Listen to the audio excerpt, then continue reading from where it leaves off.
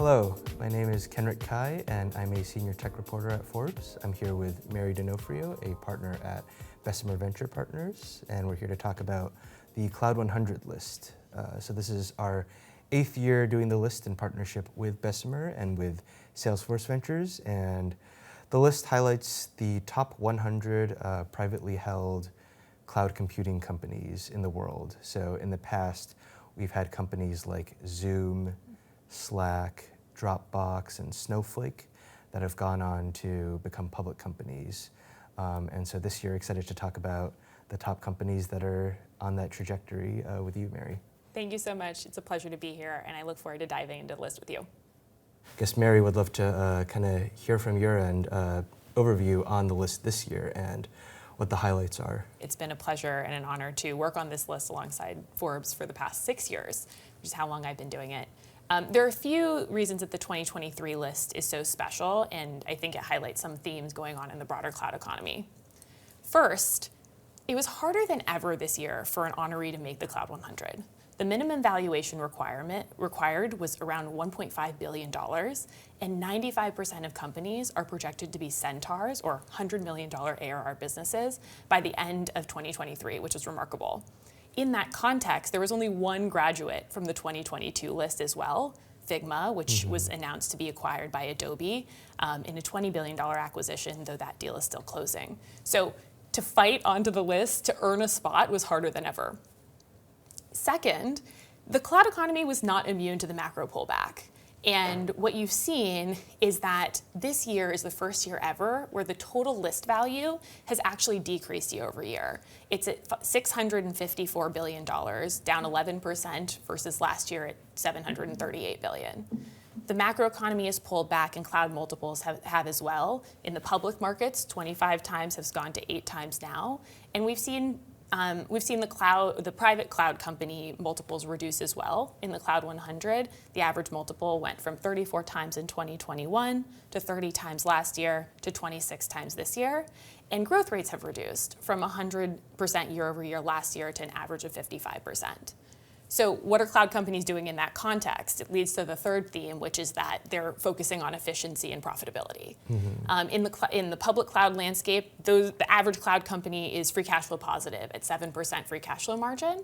And Cloud 100 nominees, Cloud 100 companies, many of whom I suspect are trying to achieve those IPO goals and dreams, are following suit.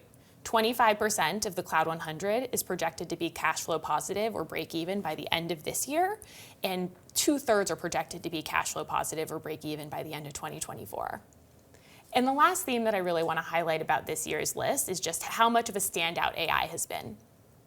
On the list, we have 5 new entrants that are AI native: Hugging Face, Anthropic, DeepL, Midjourney, and our new number one, OpenAI, which has displaced Stripe, that's held the top spot for many years now. But in addition to those 5 AI native companies, a really impressive stat is that 55% of the Cloud 100 companies, so 55 companies, have actually launched a generative AI product in the last 8 months alone. 70% of companies say that they are using AI or ML somehow in their products. And one of the most interesting parts about it is that it's propelling not even just the newer or smaller companies, but the biggest ones as well.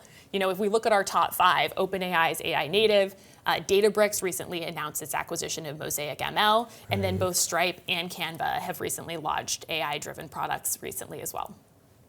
So you were talking about, decrease in market value overall among listees, but at the same time, we're seeing these tailwinds in AI with big investment dollars going into OpenAI, new number one on the list, kind of replacing the previous 2 years 1, 2, 3 order of Stripe, Databricks, and Canva. So it feels like we're kind of seeing both market headwinds and tailwinds impacting cloud computing right now. And so curious if you could dive into just some of the investment trends that we're seeing on the list this year. Certainly. I think there's broad VC interest in investing in AI, given how powerful the technology can be to propel companies to their next waves of growth. And unlike previous platform shifts, where like cloud or like mobile, where value has largely accrued to the disruptors, in AI, I think it's so special, and across the board, I think many VCs and investors are finding it so special because the value can actually accrue to either cloud incumbents or previous Cloud 100 winners that have pre-existing customer relationships, proprietary products, and data insights. Given the openness of the foundation models, embedding AI into products is actually relatively easy, but it's that last mile customization that is really proprietary and helpful. And companies that already have those customer insights, data, can do that that fine tuning of their models in order to propel their growth further. So you mentioned that this new wave of AI innovations stands to benefit the incumbents, whether it's public cloud companies or companies that are on the list this year. We saw 16 newcomers to the list this year, and a lot of them were, AI native companies. But I guess given the continued trend of how this technology benefits different companies, does that mean it's going to become harder for, new companies to get onto the list in future years? I anticipate that it will. As I mentioned, the minimum valuation has already gone up to 1.5 billion, and the minimum revenue is getting close to 100 million of ARR. I think that the existing Cloud 100 winners are seeing the power of AI to propel their growth further and to catalyze an inflection point in a second wave, a second act for them. AI native companies can obviously disrupt and can obviously innovate in new and interesting ways. Bessemer recently invested in a vertical AI company called EvenUp that's AI native for legal, which is super interesting. But I think the challenge for existing companies is really to capture the technology and to leverage it as quickly as possible so they don't get disrupted. That's the challenge and opportunity.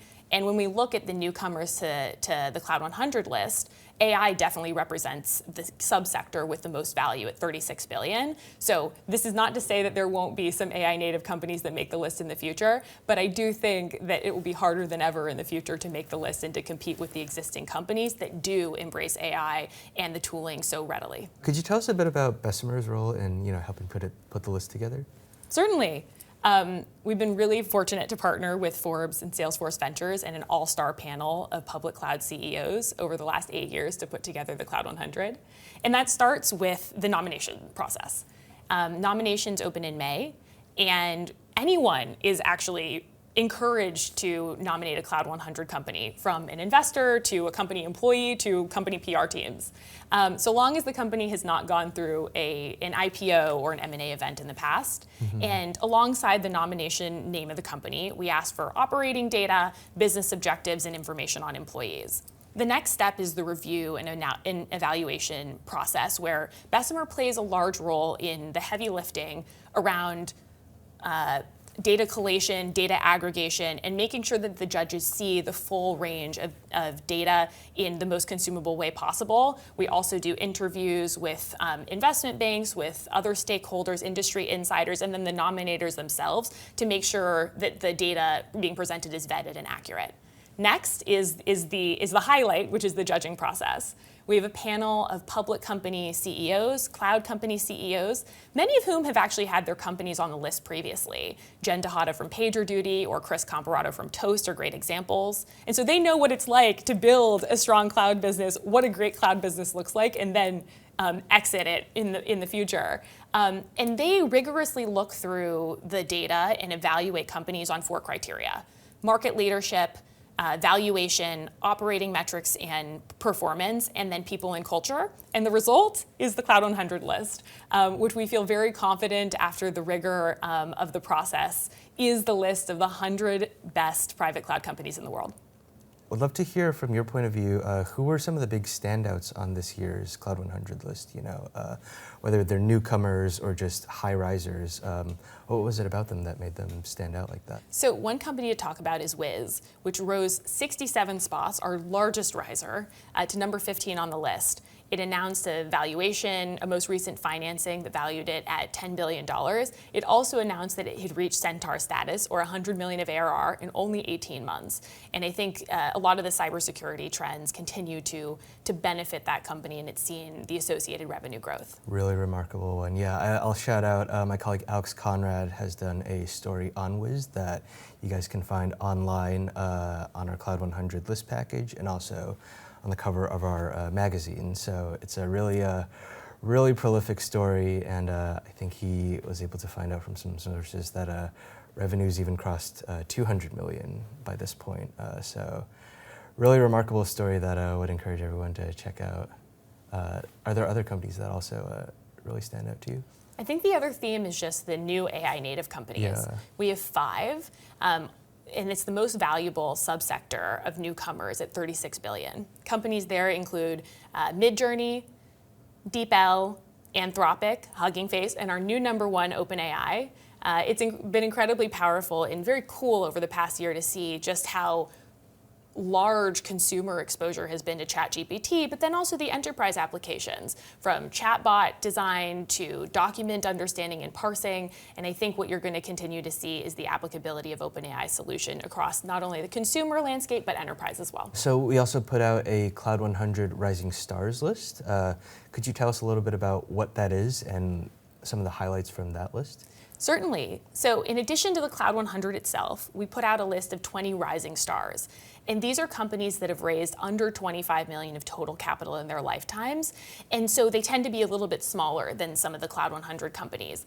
But we think that these are companies that have the opportunity to graduate onto that Cloud 100 list and be leaders in the future. In the past, these companies have included Canva, LaunchDarkly, Axonius, which graced the Cloud 100 this year. And some standouts there are a company called SmarterDX, which is AI-enabled clinical documentation for revenue integrity for health systems. Another is RillaVoice, which is AI-enabled speech analytics and sales coaching platform for field reps in home improvement. And both of those companies highlight the power of vertical-specific understanding of an industry with AI features in order to propel their growth and in order to deliver differentiated customer outcomes. Yeah.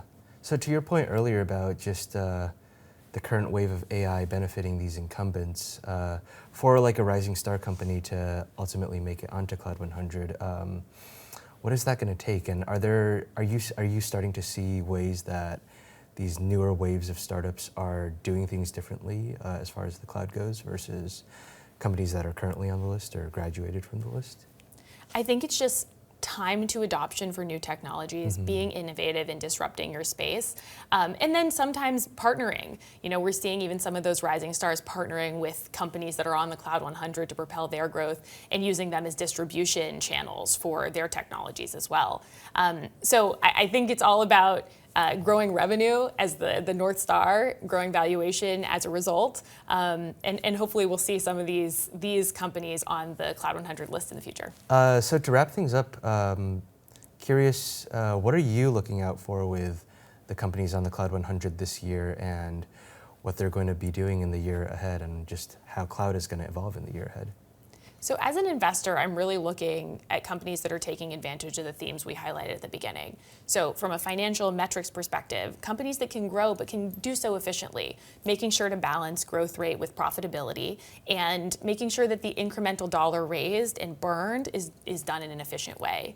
I think that trend towards efficiency and towards profitability is going to continue to be a theme as the macro remains uncertain.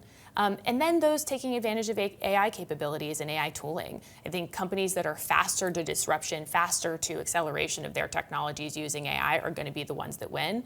And I'm really looking forward to seeing what companies can take their existing customer insights and data insights and use AI tooling to propel their next wave of growth. I think at Bessemer, we're particularly excited about the intersection of vertical software and AI. And we have some vertical application of AI investments already.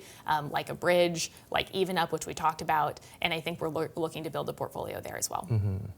And how about for the everyday users and consumers of these products? I think a lot of people are familiar with like a cloud-based tool like Zoom or like Slack. Are there things that are going to evolve with cloud-based software or just with this type of technology in the coming year that they might be looking forward to? I think you're just going to have a lot of AI-powered experiences. Totally. Whether it's, as we saw with ChatGPT and customer support is a very, very clear use case, or it's going to be document parsing and document analysis. We've obviously seen with companies like Midjourney the ability to generate images and video. And so I think what you're just going to see is more and more applications in existing tools that you know and love. Very cool. Well, thank you so much for your time to chat about Cloud 100. Very excited to be partnering with Bessemer on 8th year of the list. Thank you so much for having me. It's been a pleasure.